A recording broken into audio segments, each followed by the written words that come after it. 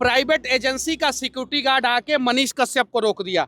मनीष कश्यप को इतने लोग तो कम से कम जानते हैं, मुझे रोक दिया। पानी और आंधी से अगर टाइल्स उड़ सकता है तो आप जहां ये एम्स बना रहे हैं यहाँ इतना बाढ़ आता है। ये नहीं एगो लेटर देंगे कि मोदी जी थोड़ा सा हमारे यहाँ 2 फैक्ट्री लगा दीजिए। 20-20 हजार रुपया कट्ठा बेच दिया और 20-20 करोड़ रुपया का जमीन हो गया उनका। अब जरा सोचिए, जिसको नहीं जानता है आदमी, उसका दरभंगा डीएमसीएच में क्या होता होगा, पटना पीएमसीएच में उसका क्या होता होगा। जेसीबी से रोड कटवा दिया गया, देख लीजिए। चलिए आपको दरभंगा एम्स का दीदार कराते हैं जो पिछले 11 साल से बन रहा है। और 11 साल में क्या कुछ बना है, तो एक छोटा सा गेट और यही 400-500 मीटर का वॉल, और उसके अलावा अभी तक कुछ नहीं बना। और अभी मनीष कश्यप भी पहुंचे हैं, यहाँ की स्थिति को भी दिखा रहे हैं। और यहाँ की स्थिति को दिखाए तो आपको रोक भी दिया गया। तहखाना मैं यहाँ पे जब आया तो एक भी आदमी नहीं थे, और यहाँ पे जितने लोग खड़े हैं वो एम्स का दीवार देखने के लिए नहीं खड़े हैं। ये सभी मेरे भाई लोग हैं, मेरे समर्थक, मेरे शुभचिंतक लोग हैं,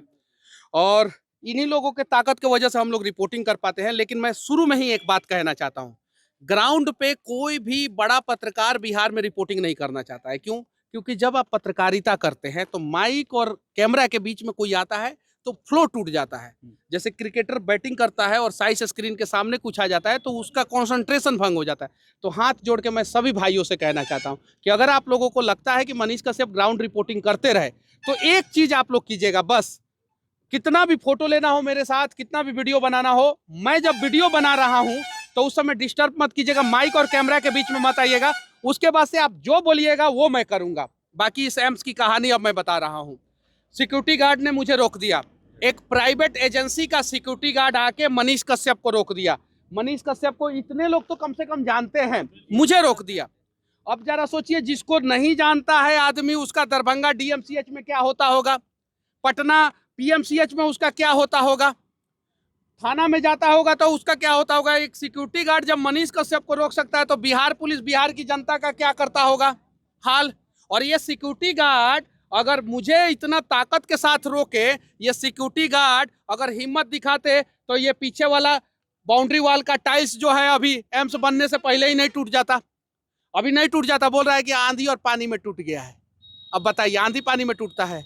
पहला चीज। दूसरा चीज, जितना ताकत आप मुझे रोकने में लगा रहे हैं उतना ताकत बहन बेटियों की सुरक्षा में लगा देते तो शायद ट्रेन से खींच के किसी बेटी के साथ गलत नहीं होता। गया में ज्ञान और मोक्ष की धरती है गया, वहां पे नहीं होता। पटना में अभी 2 दिन पहले जो कांड हुआ है वो नहीं होता। दरभंगा भागलपुर का पुल नहीं गिरता, अगवानी घाट सुल्तानगंज का पुल हवा में नहीं उड़ता। और जितना ताकत मनीष कश्यप को रोकने में लगा देते, उतना भ्रष्टाचार को रोकने में लगा देते तो 2018-19 में ये एम्स बन के तैयार हो गया रहता और मिथिला का विकास हो गया रहता। मिथिला के साथ दुर्भाग्य ये है कि मिथिला के नेता सिर्फ और सिर्फ मखाना का पाग, मखाना का माला और एक पाग लेके निकल जाते हैं। मिथिला के जितने नेता हैं आप देखिएगा, मोदी जी आएंगे मखाना का माला पहना देंगे और एगो पाग मुड़ी पे रख देंगे। ये नहीं एगो लेटर देंगे कि मोदी जी थोड़ा सा हमारे यहाँ 2 फैक्ट्री लगा दीजिए। वो काम नहीं होगा, नहीं होगा। आप मखाना को प्रमोट कीजिए, आप मिथिला के पाग को प्रमोट कीजिए, मिथिला के संस्कृति को प्रमोट कीजिए, लेकिन मिथिला में 4 फैक्ट्री का भी मांग कीजिए। मोदी जी को मिथिला के यहीं के नेता बोल दिए कि एम्स बन गया है। मोदी जी आके भाषण दिए और बोले कि दरभंगा का एम्स बन के तैयार हो गया। उसमें मोदी जी की क्या गलती है?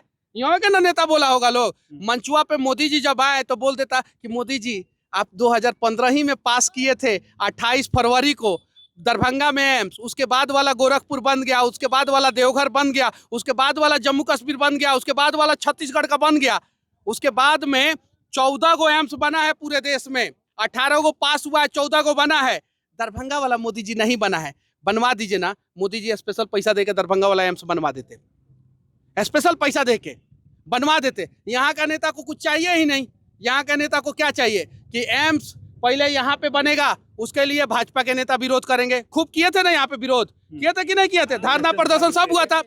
उसके बाद से पता चलेगा कि नहीं यहीं पे एम्स बनेगा और कुआं में ही एम्स बनेगा। ये कुएं ही है ना, बाढ़ आता है, रोड तक पानी चढ़ जाता है तो कुआं है।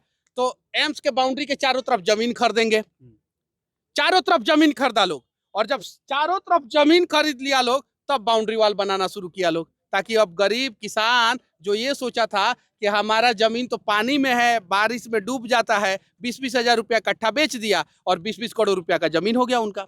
तो इस प्रकार से बिहार को बर्बाद किया जाता है। लेकिन बन क्या रहा है अंदर में, क्योंकि पहले तो 1281 करोड़ का बजट पास हुआ, 2024 में फिर 700 करोड़ उसमें ऐड कर दिया गया, काम हो नहीं रहा, बजट बढ़ता 2020 में 1281 करोड़ दिया गया, 2024 में मोदी जी ने इसका शिलान्यास किया, शिलान्यास, और 2026 हो गया है। 2025 में भी विधानसभा चुनाव में कहा गया कि बिहार के मिथिला क्षेत्र के लोगों को एम्स दे दिया गया है।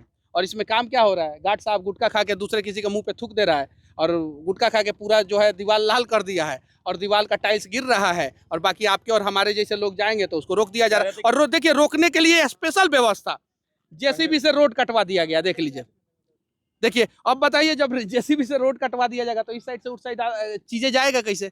और गेट बनवा के तैयार किया गया। अरे पहले तो 1-2 बिल्डिंग बनवा देते, माटी कम से कम भरवा देते और तब ही गेटवा बनवाते। अंदर तुम लोग माटी तक नहीं भरवाए और ये गेट बनवा दिए। और ई एम्स कमाल का है, इस एम्स के बीच से हाई टेंशन तार गुजर रहा है। इसमें देखिए कितना पैसा लगेगा, माटी भरने के लिए पैसा आएगा, हाई टेंशन तार को शिफ्ट करने के लिए पैसा आएगा, उसके बाद से एम्स के चारों तरफ बांध बनने वाला है, सुनने हैं हम, इसके चारों तरफ बांध बनेगा और उसके बाद से एम्स बनेगा। तो 2030, 35, 40 तक आप उम्मीद कर सकते हैं कि बन जाएगा। उस टाइम तक कभी उम्मीद है कि बनेगा? पता नहीं, अब मिथिला के लोगों से पूछिए कि बनेगा कि नहीं बनेगा। मिथिला का लाइफलाइन डीएमसीएच को भी कहा जाता है, और कह रहे थे एम्स बनेगा तो हाँ ये भी लाइफलाइन है डीएमसीएच, कहते हैं कौन बोला है? लोग कहते हैं कि कौन अफवाह काहे फैला रहे हैं? कौन बोला है मिथिला का लाइफलाइन डीएमसीएच है? हाँ, क्या लाइन है? उनसे पूछे, जाइए पूछे उनसे पूछे क्या है मिथिला का। लोग कहते हैं कि लाइफलाइन है डीएमसीएच, नहीं डेडलाइन है। किसने बताया आपको मिथिला का लाइफलाइन है? वहाँ कभी जाके आपने देखा है? वहाँ जाने के बाद नरक में आ गए, ये आपको एहसास होगा। और इसीलिए जिसके पास भी पैसा है, 2 रुपया है, वो प्राइवेट में ही इलाज कराएगा, हॉस्पिटल में नहीं जाएगा। हॉस्पिटल में जिसके पास कुछ नहीं है वही जा सकता है, बाकी कोई नहीं जाएगा। और अभी पानी और आंधी से अगर टाइल्स उड़ सकता है, तो आप जहाँ ये एम्स बना रहे हैं, यहाँ इतना बाढ़ आता है, जो कहीं एम्स का ये बाउंड्री ना उड़ जाए, हमको तो उस बात का शंका हो रहा है। जो बना हुआ है वो भी उड़ जाएगा। देखिए, दरभंगा एम्स के बाहर हैं और यहाँ इसे 8वां अजूबा ही कहा जाता है, क्योंकि पिछले 11 साल से इसी प्रकार से काम चल रहा है। लेकिन काम में यही बना है कुछ 100 मीटर का बाउंड्री और एक जो है अजूबा यहाँ का गेट, जो काफी चर्चा का विषय बना रहा है। अब कब तक ये बनेगा, इस पर भी नजर बनी रहेगी। हमारे साथ जुड़े रहें और देखते रहें सच टॉक।